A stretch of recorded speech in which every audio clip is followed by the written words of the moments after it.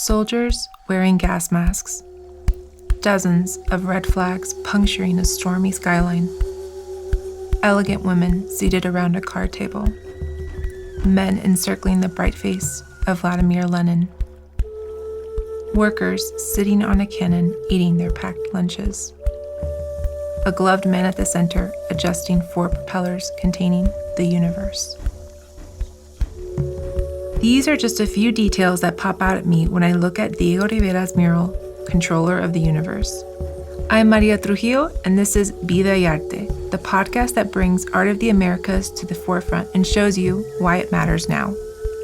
For this episode, we'll explore how the mural traditions continue today with Jwlç Mendoza and Jessica Sabogal, both Latino artists with practices that work to uplift their communities and amplify their voices. Controller of the Universe, the artwork originally commissioned in 1933 for Rockefeller Plaza, was destroyed only a few months into the project because the message was labeled as anti-capitalist propaganda. That same year, Rivera convinced the Mexican government to allow him to paint the mural at the Palacio de Bellas Artes in Mexico City. Rivera, considered very much as a godfather of muralism in Latin America, created an image that was too political for New York sensibilities, or was it that it was too powerful? Now, visitors can experience the pivotal mural reproduced at the Denver Art Museum. The exhibition, Frida Kahlo, Diego Rivera, and Mexican Modernism from the Jacques and Natasha Gelman collection, brings together the sounds, the smells, and the imagery of Mexicanidad, Mexican identity, of the early 20th century for visitors to enjoy. The murals created by Rivera continue to inspire generations of mural artists, perhaps no more deeply felt than with Latinos across the world. Today, murals still carry enormous power. Artists can deliver a public and pointed message for and to communities, championing their causes and struggles. Thank you, Jessica and Jules, for joining me today. So I'd love to get started in talking to you guys about how murals still carry this power. Could you each talk to me a little bit about how you started painting murals and how your practice has evolved since then? Sure. Thank you so much for having me here today. It was my very first podcast, so I'm pretty excited about that. Basically, being the daughter of 2 Colombian immigrants, I was tasked with either becoming a daughter or a lawyer. I was the only person to be born in America. And so I felt like I very much had this pressure of my parents' American dream, just being financially stable, probably marrying a white guy, white picket fence, all that stuff. I went to UCSD. I came in pre-med wanting to be a doctor. And then during that time, I started to become politicized. I started to learn about different conflicts in the world, the Palestinian-Israeli conflict. Also being right by the Tijuana-San Diego border, I started to pick up on a lot of the politics that were happening there. And that's when I thought, somebody kind of with all of my identities, being a woman, being gay, being a daughter of 2 immigrants, living in the Bay Area, I thought the world is going to be different for somebody that looks and talks like me than, for the person next to me. So that's when I changed my major to political science. And then as soon as I graduated, it was 2009, it was a big recession and nobody was really hiring new college grads that graduated with liberal arts degrees. And that's when I really took to art somehow. YouTube was barely a thing back then. So we really had just internet searches and books.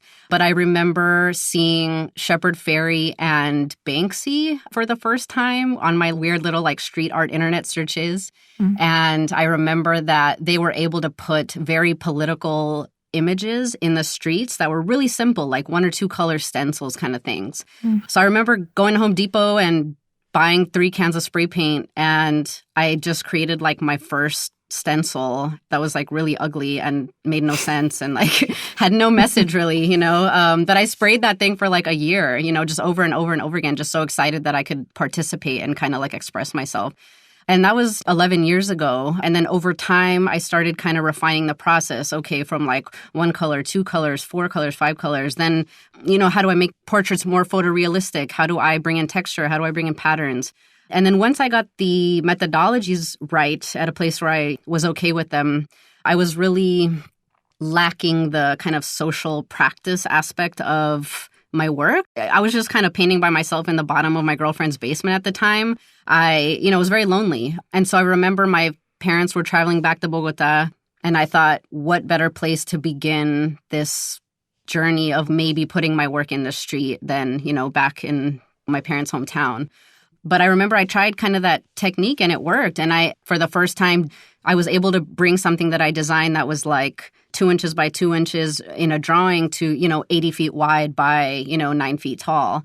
And so as soon as I was able to finish that and do it correctly, then I thought, okay, I can do this anywhere, And then lately, I feel like since the methodology is kind of down packed, it's been all about the message, So now I'm all about like, okay, how do we disrupt what's going on in the neighborhood? How do we add to what's going on in the neighborhood? How do we kind of document what's going on in the neighborhood? And yeah, that's like kind of where I'm at today. So it also sounds like you had to learn a lot of this on your own, yes, right? Like absolutely. These building skills. Yeah, I felt like just very kind of lonely. Nobody was there to say, this is how you hold a spray can. This is the cap you use to get this kind of line. This is how you smooth talk your way into getting a wall, permission for a wall kind of thing. Like everything was kind of trying it for the first time, And how about you, Jules? First of all, well, thank you for having me here. My name is Julio Mendoza, or Jules, and I'm a Latino muralist from Denver. I was actually born in El Paso, Texas, but I lived in Juarez. I was raised in Juarez until I was 11 years old. But we would go to El Paso a lot because we were like so close to it.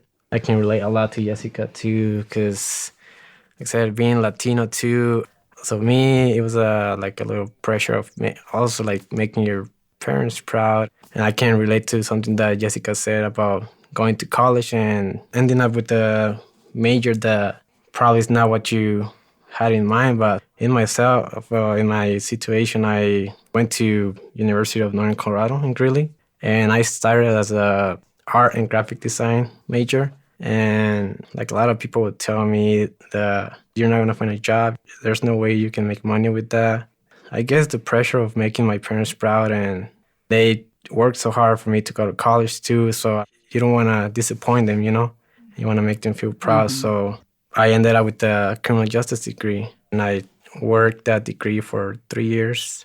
I worked like for a probation officer, and then I had I got hired in a different job as a supervision program for immigration, which was maybe one of the main points why I decided to leave that job and go back to something that was healing for me, like something that I love.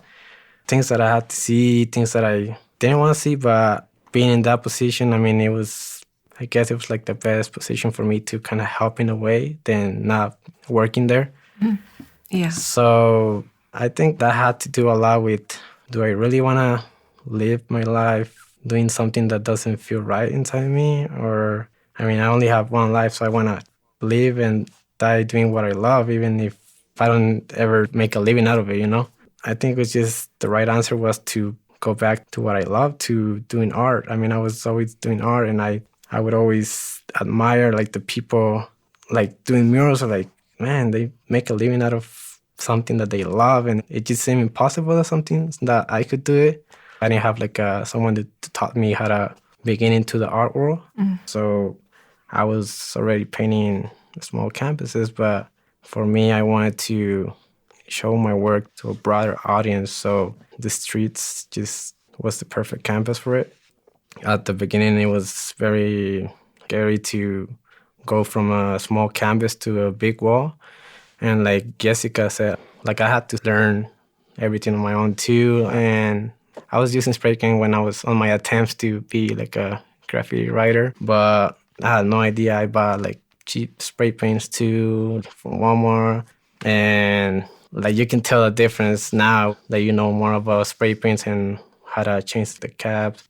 So that was like my start. Also, just being afraid of going to a business and asking for permission about, can I paint on your wall? I don't have any examples of previous murals, but like I had paintings, and so my first mural I was gonna go. It took me a couple of days to have the guts to go to the owner of the wall and ask for permission. So a lot of times I would go and just drive back to my house, like, he's gonna say no. Or so one day, I just thought to myself, nothing's gonna happen. He's gonna say no or yes. So I went, and he was happy with some of my paintings.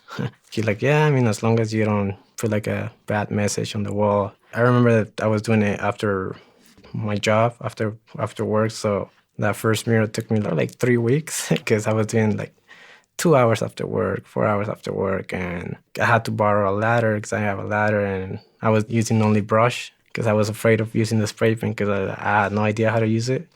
And after that, I networked a lot with some people in Westwood, Denver, and they helped me a lot in getting commissions or just like providing my info to different people. By then, I kind of got into a role of doing murals on Westwood. Now we have like a steady home, but we used to just move around a lot because rent was higher or lower in different places. But it was always on the Westwood. So I'm happy that my career as a muralist started there, where I'm from, and most of my murals are there. And I guess having a criminal justice degree, it gave me the opportunity to learn a lot about things that were just like, I got to see things that I just, like, first thing, like, I wasn't okay with what was happening. So I think a lot of things that influence how I try to give a message with murals now. So that first mural, how did that like change your trajectory? Do you feel like after that mural you felt more confident? What really made you decide to keep going?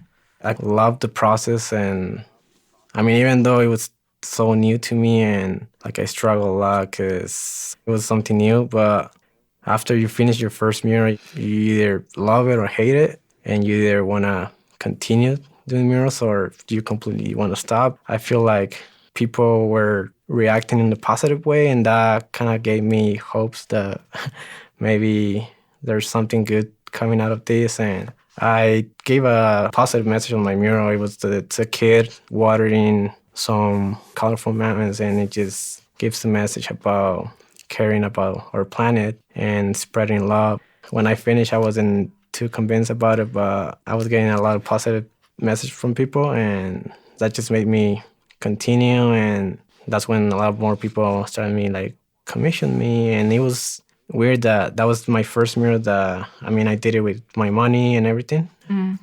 And after that, like the second, that was like a commission mural. I was very surprised that I only had to do one mural like with my money out of my pocket.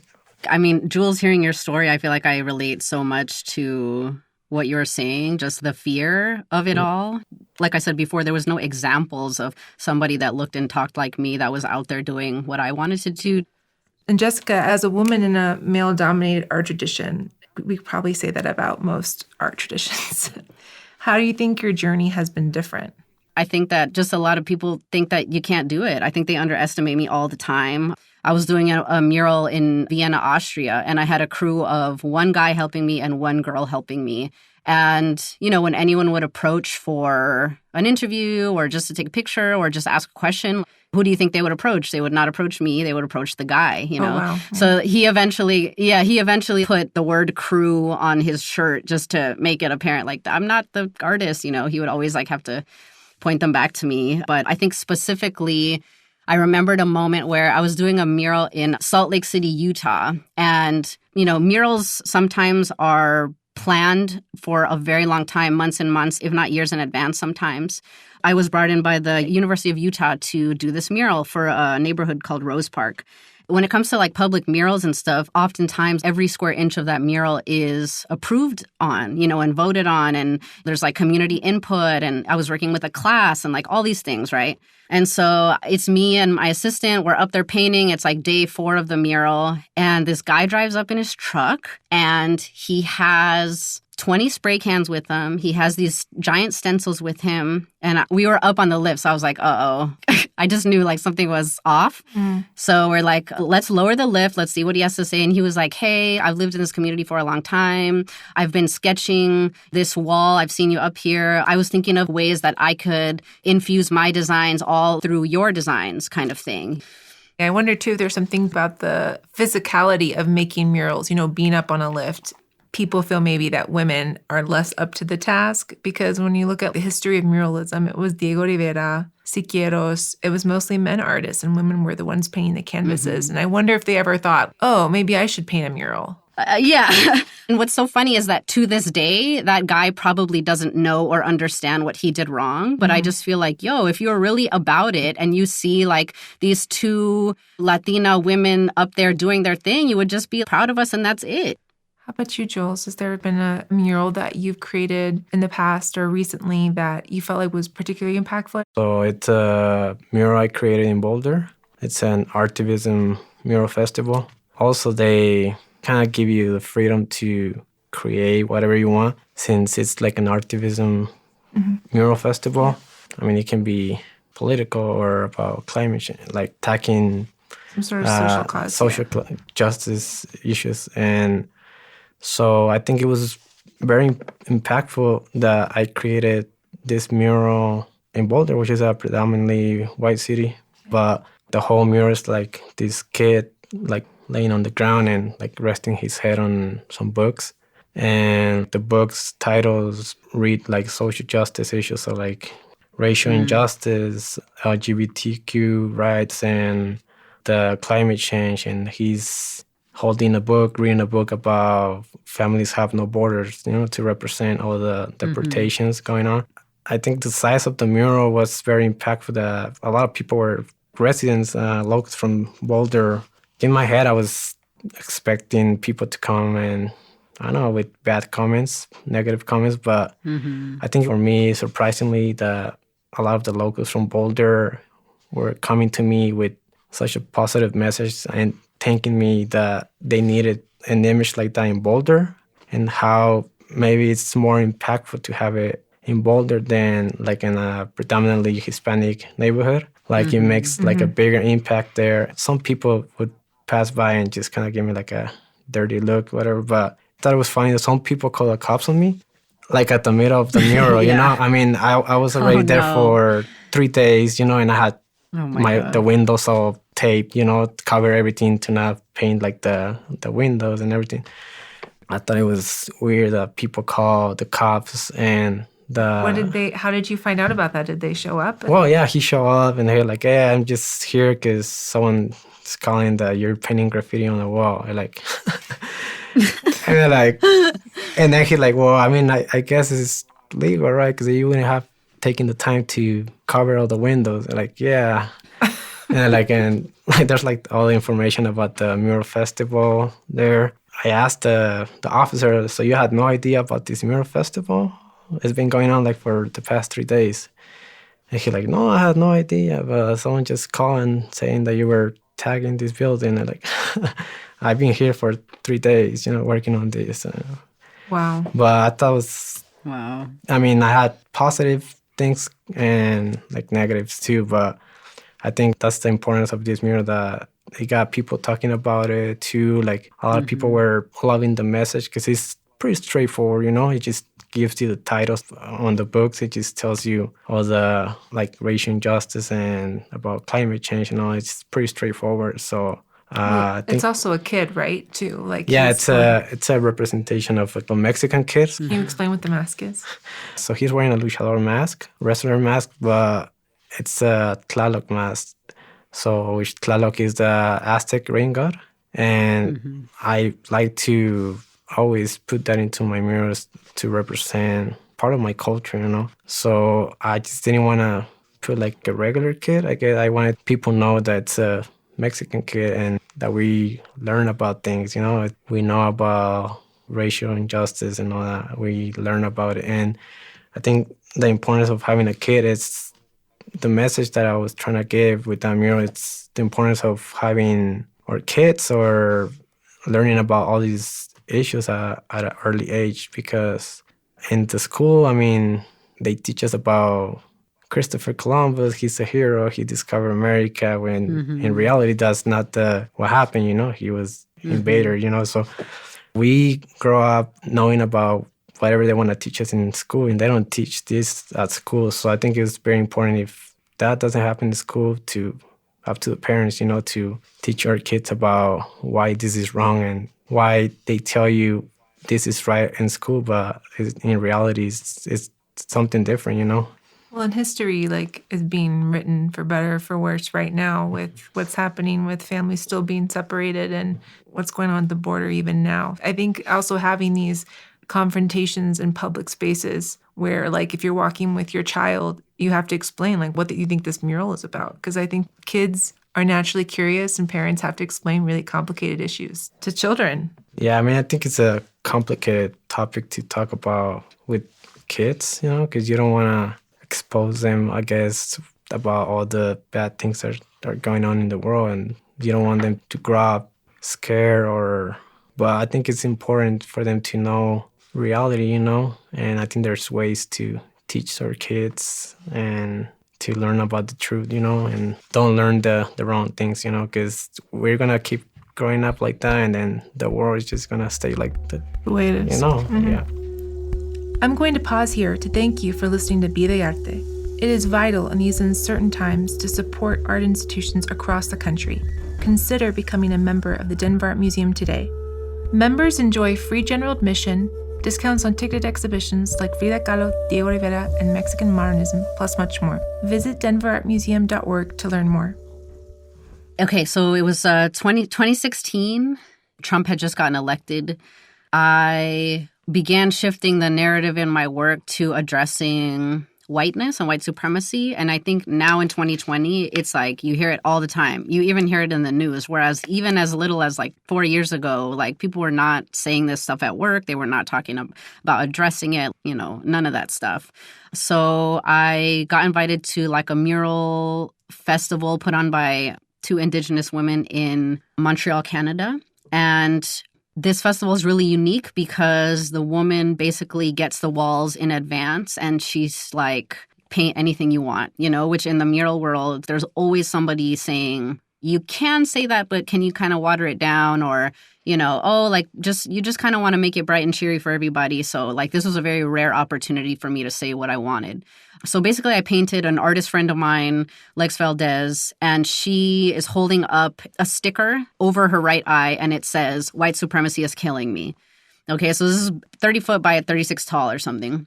So I painted the whole thing. I pulled the letters off last. I finished the mural and I left Canada. And there's a Facebook group for this neighborhood. It's called St. Henry. It's a predominantly Black neighborhood in Montreal. And somebody posted the mural. Oh, interesting. People started talking about the mural. What does this mean? What is the artist trying to say? Because the night before, a bunch of white supremacists got together and took a paintball gun and basically blasted the mural in red paint. It literally looks like blood dripping down the woman. It was just pretty grotesque. And then at the bottom, they put the words anti-white in graffiti. So in the Facebook group, people are what does this mean? Somebody else is it's okay, it's graffiti, this is what happens. And then someone else is no, this is so racist, we can't let this happen in our community, So you can see the community start to kind of dialogue about the implications of these words, and how it does or does not affect them. And so what I love about this instance is that the community raised enough money to fly me back and to repair the mural. Oh, wow. Yeah, so that was really amazing. And it's at the entrance of the neighborhood. It's still there to this day. The whole bottom is graffitied, as happens with murals, but the message is still intact. So I think that it says a lot that it's still there and it's still valued and that the community feels like it's theirs. It's interesting. You mentioned a little bit about the fact that you rarely get an opportunity to say exactly what you want to say. Do you feel like that's pretty common practice when making murals, that there's this kind of a little bit of sense of censorship? Absolutely. I feel 90% of the work that I try to put out has some attempt to be censored. It's in the very words, it's public, it's for the people. It's supposed to be for the people, for the community. In my experience, the more money that is involved, the more people want to say in what exactly goes on the wall, So I've been in situations where I'm making the most money I've ever made in my life on one job, but they're this is exactly who you're going to paint. This is exactly what it's going to say. I feel I'm fighting all the time, Yeah. Which is okay. And I have lost jobs because of it, but I just know that history will absolve me. You know what I mean? I know it's the right thing. I know it's what's just. Yeah. So I'm pretty firm on what I believe. and what's right. Absolutely. And now that we're talking about like communities and making murals, I'm wondering, so I'm from Miami. My parents are Cuban immigrants. In Miami, there are certain neighborhoods that are being gentrified. I mean, this is happening all over the United States, but specific neighborhoods like Wynwood or Little Haiti in Miami have used murals and mural artists as a way to kind of beautify a neighborhood or make it very hip and cool and give them studio spaces. And then as soon as the property value goes up, they push out the artists. I want to get your thoughts. It's a very complicated issue, but I think this is also happening in Denver as well. Do you have any thoughts about how murals are being commissioned or how artists can turn this to their advantage for these communities that are being pushed out? Well, I mean, I think we're right here in Rhino and the so yeah, I have my things that I don't support about the Rhino district because the way they've been shifting everything, like the Mural Festival. But I mean, I know it started as a way of supporting local artists, and it has grown so much too. I feel like it attracts a lot of people to hear and see the murals. But I think the problem is when developers or people with a lot of money wants to see like a hot spot and they're like, oh, we can totally use this spot to gentrify. Yeah, I think they see it now more as a not supporting artists, but just like a way of bringing money to the place, and the more it happens, the more they're gonna keep raising the prices on rent and just kicking people out. And Jessica, do you see this happening in California where you're at? Oh my goodness, everywhere I go, absolutely.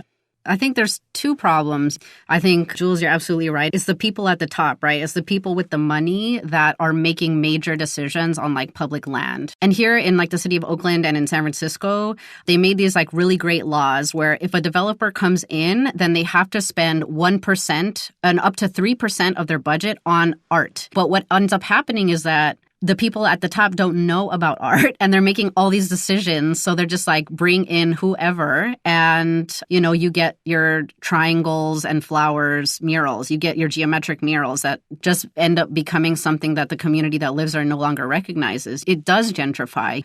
And I think that the people at the top need to have a better guided community process. They need to bring in like folks that are from community organizations to like partner with them to make sure that they're making the right decisions, So that's one thing. And then on the other hand, I do feel like artists have a choice in participating in this. I do think that, Jules, I identify a lot with you. Like, I feel like we have a understanding that like our work, it's not just for us, it belongs to the community, it belongs to the people. And like we have a responsibility to have a message that will have a positive impact on the people around it. But I need to research like, what is the socio-demographics of the people that live there? Is it mostly a white town? Is it mostly a brown town? Are there undocumented people? Are there Black people? Are there a lot of gay people there? Is it safe? Are they going to call the cops on me? All these things, that I feel like have to be taken into account when creating public artwork for them, because ultimately these artists for these festivals fly in, they do their thing, and then they fly out. And then the communities are like left with, what is this? Or like, oh, this really does add to what we're working on, or this does add to like the work we've been doing, Well, there is also something very, because we keep coming back to the fact that this type of art is so public. And what I'm understanding from both of you too is that it's also a very vulnerable process because you're working on it on the street where people can see and interact and ask you questions. Do you think that that makes it inherently political, or do you think that makes people more open to going up and asking you questions about your artistic process? Because that wouldn't happen if you were in a studio by yourself. So being actually in the community, it totally changes the process, I imagine. Yeah, and I feel like Jessica says, knowing about the community that lives there, it's probably like the most important thing when it comes to creating a public mural. And because you paint the mural, but once you finish painting the mural, the wall, it's kind of doesn't belong to you, it belongs to the community there. And you're not going to be the one driving by or walking by and seeing the mural all the time. It's going to be the community there too. I mean, if something's not okay in the world, there's issues going on. Mm-hmm. If I have the space and I'm going to give a message, and yeah, you can create a positive and negative impact on the community if you don't do your research. But I mean, that's gonna it's going to happen. Yeah, I agree. You could do all the research you want, but if something's happening on a national and global scale, like, okay, kids are in cages and people are out of jobs, and like, I feel like as a gay person, I feel like seconds away from being interned, all these things that just, it feels like the Handmaid's Tale right now. It feels like things are very, very scary. And so I feel like if you have the public space, to address these things, sometimes like that's kind of the most profound thing you can do is address that and like in the public. Yeah, that's interesting too, because when I think about the Diego Rivera's mural, Controller of the Universe, how he created this mural in like the most capitalistic building probably in New York City at the time. And he was having this message about these worlds of capitalism versus communism, and not necessarily saying one was better than the other, but kind of giving the community an opportunity to make their choice about it. He took the chance. I mean, he took advantage of that chance just there. And the more capitalist building that was, the Rockefeller building. So I thought it was like the best thing that he could have done. I mean, he put a portrait of Lenin on the mural, and that's what John D. Rockefeller just kind of exploded on that. He was like, we didn't agree on this. It was just going against what he stands for, his beliefs, Yeah, absolutely. They just wanted him to change it. They didn't want to destroy it. And I think it's interesting. It kind of goes back to what you were saying earlier, Jessica, about having like your moral principles in place and having like limits to what you're willing to accept and not accept. And in this case, Diego Rivera was like, well, if you don't like it, you can just destroy it. The last question I wanted to ask you guys is, what words of advice might you give to a listener who's interested in creating murals? My advice is just to believe in yourself. Like, what keeps me going all the time is just knowing that I want to live my life doing something that I love, and I want to somehow be remembered as someone that didn't give up on my dream. I had other jobs, but I knew that I wasn't happy inside. So, I mean, I'm loving the process. I'm still working on it. I'm not a full-time artist. I'm a working artist right now. It's a process, and it's not easy, but it's the beauty of it. I mean, you're learning every day, and I'm growing every day and learning every day, and I'm loving it. It's the best process and like the best decision that I made, to leave my job that I had and to actually do something that I love. I think it's very possible for everyone to do it, like, because I used to not believe in myself. And when that happens, no one believes in yourself. So you have to start believing in yourself, and eventually things are going to work out. Yeah, work out. So. How about you, Jessica? Yeah, I think very similarly, but just kind of become who you are. I think every year I'm just like peeling back more and more layers and getting to the more raw version of just myself. And I think growing up, we have people telling us we shouldn't be a certain way. We have family values telling us we shouldn't be a certain way, cultural values, community values. And I think growing up is just about being less and less what other people want you to be. Something I always come back to is like, what is something that only you can say? Jules having all the identities that he has and me having all the identities that I have, like we have one story to tell, that's like uniquely ours. So what is that story? Well, this has been great. I want to thank you, Jules and Jessica, for taking the time to speak with me today. I really look forward to seeing your upcoming projects and wish you the best of luck in all of your future endeavors. Thank you, Maria. Thank you for the invitation. Thank you so much. Thank you for having us. Thank you. And thank you, Jules. Yeah. I'm excited to connect with you in the future. I'll come to Denver. We'll throw something up. Click on the link in the podcast description to learn more about Jessica Sabogal and Jwlç Mendoza's artwork, or you can also download a Spanish transcript of this show.